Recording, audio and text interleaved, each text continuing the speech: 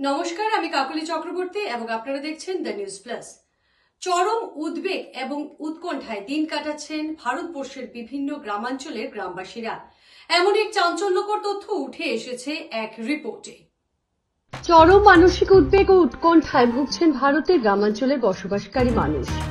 সাম্প্রতিক একটি সমীক্ষা রিপোর্টে উঠে এসেছে এমনই এক চাঞ্চল্যকর তথ্য। সদ্যই প্রকাশিত হয়েছে state of health care in rural India report 2024 নামক সমীক্ষা রিপোর্ট। 21টি রাজ্যে গ্রামাঞ্চলে 5389টি পরিবারের উপর গবেষণা চালানো হয়। সমীক্ষায় 45% মানুষ জানিয়েছেন তারা মানসিক উদ্বেগে ভুগছেন। এতে সার্বিকভাবে তাদের মানসিক ও শারীরিক স্বাস্থ্যের অবনতি হচ্ছে। ট্রান্সফর্ম রুরাল ইন্ডিয়া টিআরআই ও তার অধীনস্থ ডেভেলপমেন্ট ইন্টেলিজেন্স ইউনিট ডিআইইউ যৌথভাবে সমীক্ষা চালায়। দেশের জনসংখ্যার 68% গ্রামের মানুষ। তাদের কিরকম চিকিৎসা পরিষেবার দরকার এ নিয়ে মূলত সমীক্ষা চালানো হয়েছে। তখনই সমীক্ষায় নানা রকম তথ্য উঠে আসে। সমীক্ষায় দেখা গেছে গ্রামের 73% বাড়িতে বয়স্করা অসুস্থ, তাদের নিয়মিত কেয়ার গিভার বা দেখাশোনার প্রয়োজন।